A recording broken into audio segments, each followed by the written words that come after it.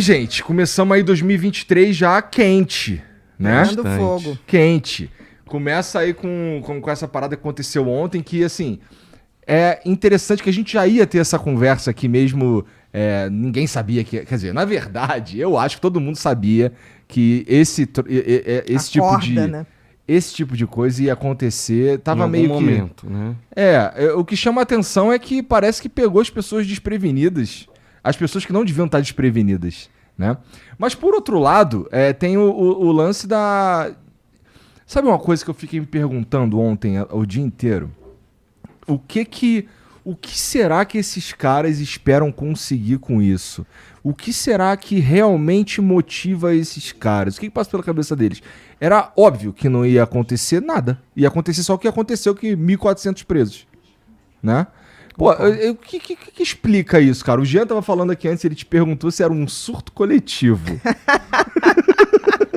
O que vocês acham sobre, assim, do aspecto psicológico da coisa? Olha, eu acho assim, ou a gente acaba com a polarização, ou a polarização vai acabar com o país. Eu concordo. Né? Me preocupa muito, e eu acho que isso é um fenômeno, não só do nosso país, eu acho que é um fenômeno global. É mesmo. A gente está atendendo para essa coisa de polarização, mas aqui a coisa está muito aguda. O que me chama atenção, não acho que a massa está polarizada. Eu acho que tem um pessoal fanático, e todo fanatismo, no meu entender, é burro, né? Porque, assim, como é que você convence um fanático? Não convence. Porque o fanático... Você nem conversa com ele. Não, porque ele tem um ponto de vista, aquele ponto de vista. Qual é a definição do fanático? É uma pessoa que tem necessidade de acreditar em algo. Sim. E ele vive em função dessa crença. Ele não se baseia em evidências. Ele não tem nenhum pensamento baseado em evidência. É simplesmente uma necessidade de crer. E essa necessidade de crer está muito naquelas pessoas que estão meio perdidos na vida. Eles têm que se agarrar a alguma coisa, alguma crença. Então, existe hoje um número X, eu acho que, graças a Deus, ainda é uma minoria, que está com esse comportamento fanático mesmo. E nada vai parar essas pessoas. O que eu fico pensando, Igor, é assim, totalmente condenável. Eu acho que pequenas concessões que foram feitas ao longo dos anos culminaram nessa situação. Porque, assim, quando você deixa, tipo assim, roubar um celular não é nada. Quebrar uma vidraça de banco não é nada. Quebrar não sei o que não é nada. Destruir patrimônio público, lixeiras que sejam. Roubar cabo de internet, uhum. Roubar sinal fio. Na cidade do Rio de Janeiro. Exatamente. Roubar semáforo. Hoje um cara roubando semáforo. Que isso? Na cidade do Rio de Janeiro. Verdade, pendurado. Cara, roubando. Desculpa, porque assim, eu sou do Rio e eu falei sinal a vida inteira. Mas agora aqui é semáforo. Mas aí tu falou sinal, eu fiquei... Aí você, que sinal é esse? Caralho, sinal de internet? Isso já rouba. Então, assim, eu acho que vem num crescendo da gente tolerar o intolerável. Porque existe o certo e o errado, dentro de uma concepção social. Nesse certo e errado, pode estar todo mundo fazendo errado, mas não deixa de estar errado. Então, eu acho que isso foi um acúmulo que vinha vindo. Foi o que você falou. Era previsível que ia acontecer? Era. Eu só lamento porque, assim, eu acho que essas pequenas concessões ajudaram. Eu acho que a pandemia ajudou muito. As pessoas ficaram se relacionando por rede social, esqueceram, estão desaprendendo a se relacionar de verdade. Uhum. Em todos os sentidos, né? As relações estão muito ligadas hoje com a internet. As pessoas hoje marcam encontro, começam a namorar, desmancham o namoro, desmancham o casamento, tudo pela internet. As pessoas não estão mais sabendo conviver. Então, junta essas pessoas, dá confusão. Então, eu acho que tem isso. Agora, eu fico muito preocupada, porque essa polarização está muito ruim. E se você for ver bem, a internet, as redes sociais principalmente, já era um fenômeno. Com a pandemia, esse fenômeno foi elevado à 10ª potência. O que acontece é que a gente esquece que aquilo ali é governado por um algoritmo. É uma inteligência artificial programada. E não é programada para te fazer um cara mais flexível. Não é programada para me fazer. É o contrário. É uma bolha. Então, assim, vamos supor que você goste de tênis. Aí eu também gosto de tênis. A partir dali, tudo que acontecer de tênis vai aparecer pra gente. Então, eu deixo de ter contato com outras tribos para só ter contato com uma bolha. E eu acho que uma das coisas que acontece num cenário como esse é você achar que todo mundo pensa que nem você e que, obviamente, você tá certo. Né? Que aí é o tal do fanatismo. E aí chega você um ponto vive que uma somente verdade... Você vive daquela verdade. É verdade. Né? Porque o fanático não adianta. Ele vive daquela verdade. É besteira. Agora, eu acho que talvez isso fique um ensinamento pra gente. Primeiro, quebrar uma lixeira na rua já é uma coisa grave. Né? Jogar papel na rua também é uma coisa grave. Ou a gente vai evoluir para para civilidade, ou a gente vai abrir mão, porque tudo fica relativo. Né? Isso assim, pegou não sei o que, mas o cara pegou porque precisava, seja precisando ou não. Eu me lembro que, por exemplo, não sei se você pegou essa fase, a minha mãe, eu chegava em casa da escola, ela conferia meu material de escola.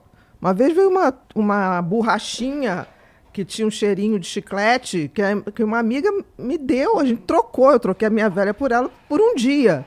Pô, eu tive que ligar para casa e minha mãe ligar e falar, né? De quem é essa. Não, olha, a fulana está dizendo aqui que elas trocaram, amanhã vai devolver. Quem faz isso hoje?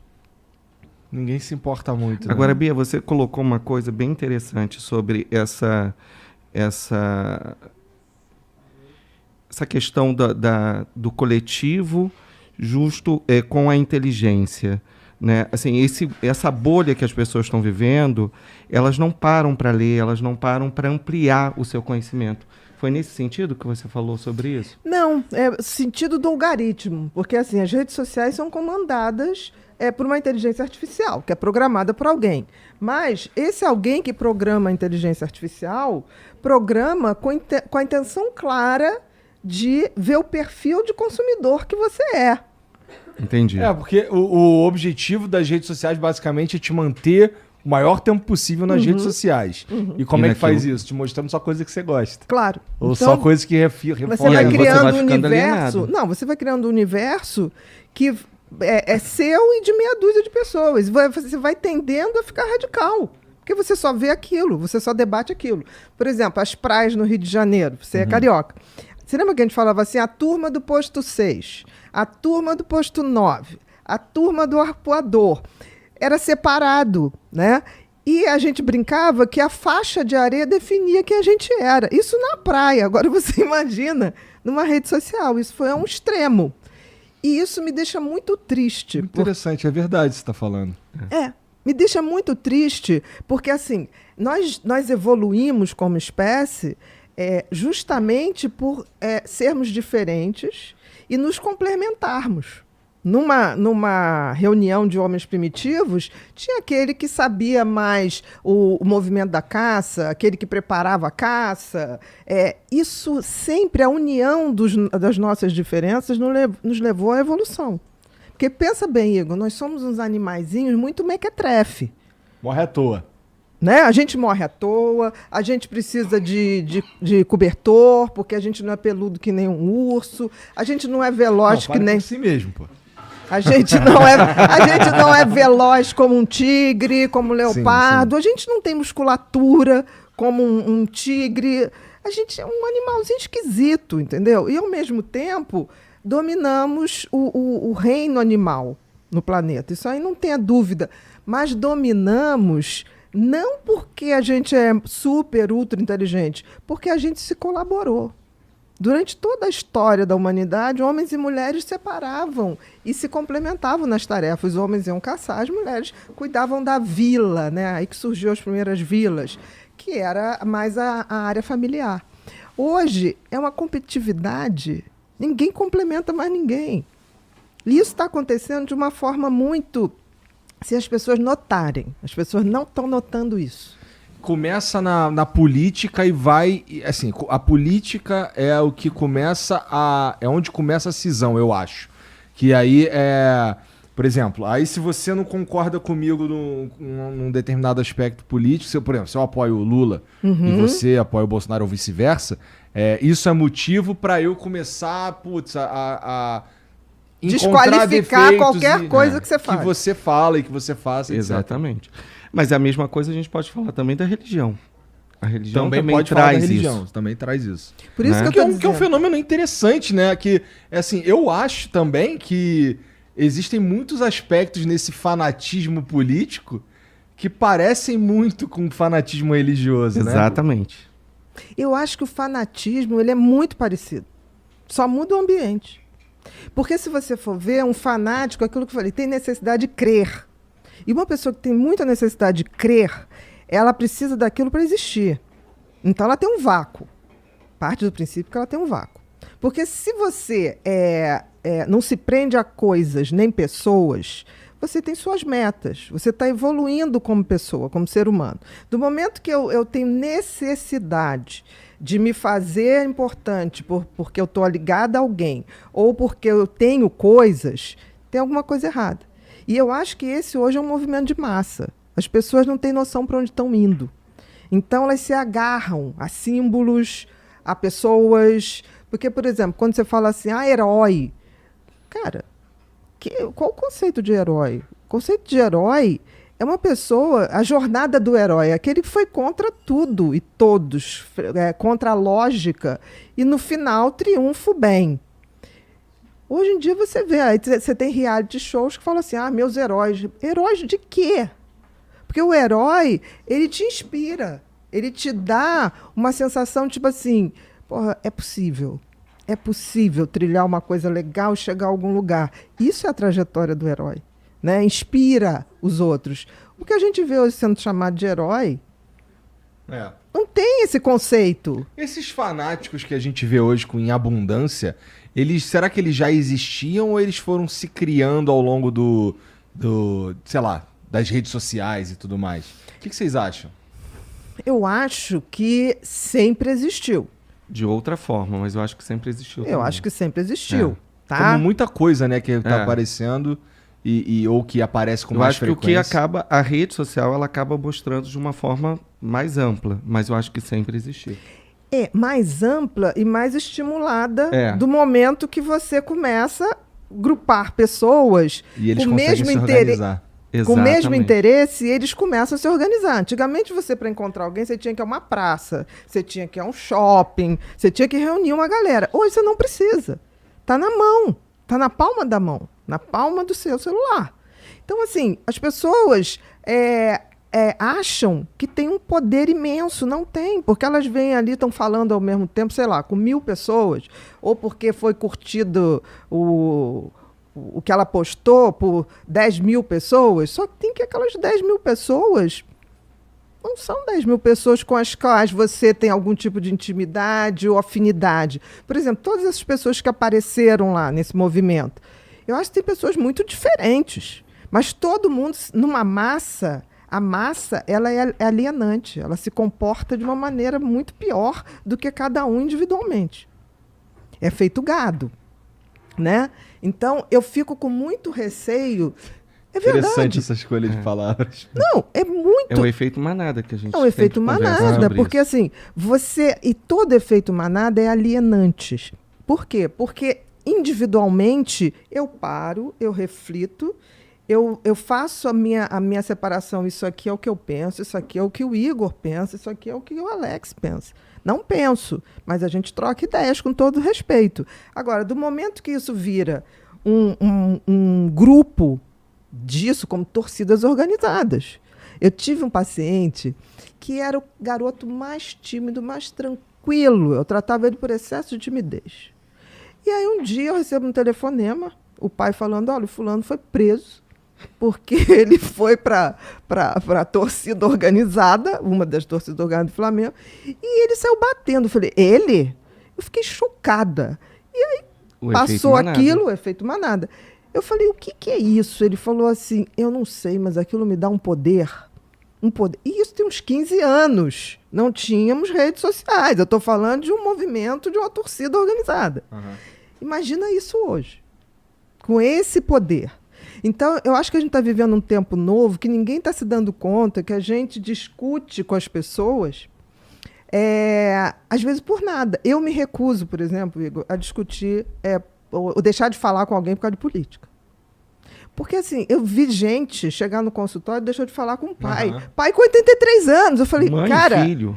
o que você vai fazer? Teu pai tem 83 anos, pelo amor de Deus. A sua relação com ele tem que ser maior que isso tudo. Porque os políticos passam.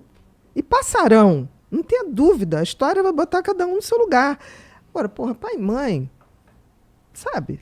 É os caninhos da alma da gente. A gente não pode fazer o que está fazendo. As pessoas estão brigando de deixar de falar. Esses grupos de WhatsApp de família virou uma batalha. Esse tipo de coisa, esse tipo de fanatismo, vamos dizer que eu sou um fanático, eu sou esse cara que, porra, recebe fake news e divulga fake news de um lado e de outro, não sei o quê. Aí, putz, eu tive um lapso de consciência. De lucidez. Cara, de lucidez e, puta, eu quero resolver isso, cara.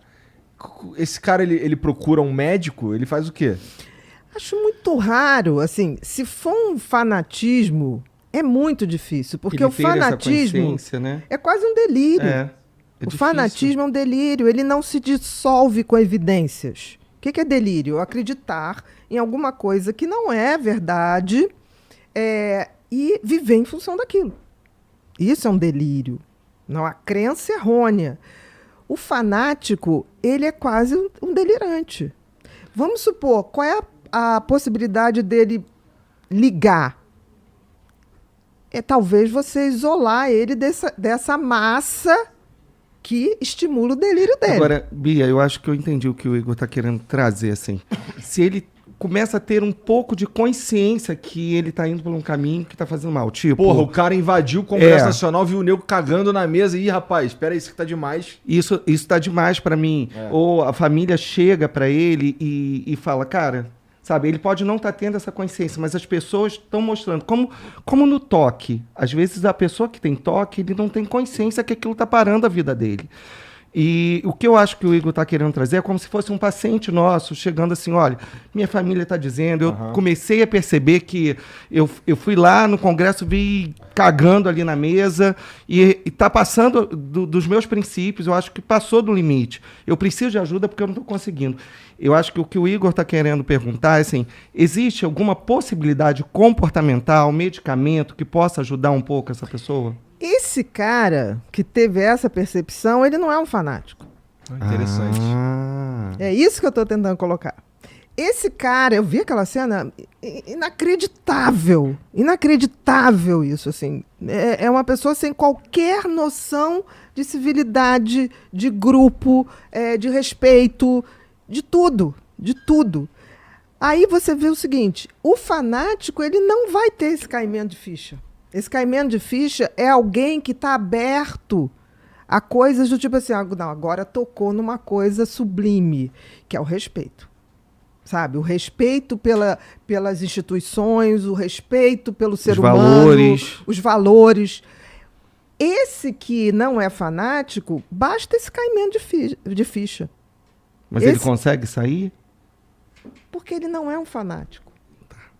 O fanático é delirante, gente. O fanático, ele só tem uma maneira. Ele nunca vai admitir, tá? Porque é um delírio, ele acredita naquilo. Ele tanto que ele manda aquelas mensagens... Eu já recebi mensagem do tipo assim, quem está falando aqui é o fulano, imitando voz de não sei quem. Eu deleto, eu nem ouço aquilo, porque eu falo assim, gente, a pessoa me repassa um troço. Você acha que o general Mourão, sei lá, ou o Heleno... ia estar falando essa bobajada. E deixando isso circular. Muitas vezes eu recebi coisas desse tipo, falei, gente, isso é fake. Eu botava assim, não boto mais, porque o cara falava assim, como fake? Você não tá vendo? É a voz dele. Eu falei, cara, aí eu ainda tinha uns que eu ainda falava assim, cara, olha só, isso não tem como, o cara não ia fazer uma coisa dessa, presta atenção. E outra coisa, ele tá falando de uma situação que ocorreu há 3 anos atrás. Não é de agora. Sabe quando você mostra que está atemporal aquilo, que não existe, você tentando trazer a pessoa à realidade, a pessoa simplesmente deixa de falar com você. Verdade. Esse é o fanático. Agora, se uma pessoa viu que chegou nesse ponto e fala assim, queria muito sair, mas isso fica como os pensamentos intrusivos de que eu não posso, que isso que vai resolver a questão. Aí sim, aí a pessoa entra... chegou num nível de ansiedade, começou a ter pensamentos obsessivos, a gente pode medicar no seguinte sentido, dele não ser escravo desses pensamentos. E terapeuticamente, comportamentalmente, começar a isolar ele desse grupo. Olha, evita de participar dessas comunicações no seu grupo do WhatsApp. Porque isso retroalimenta, gente.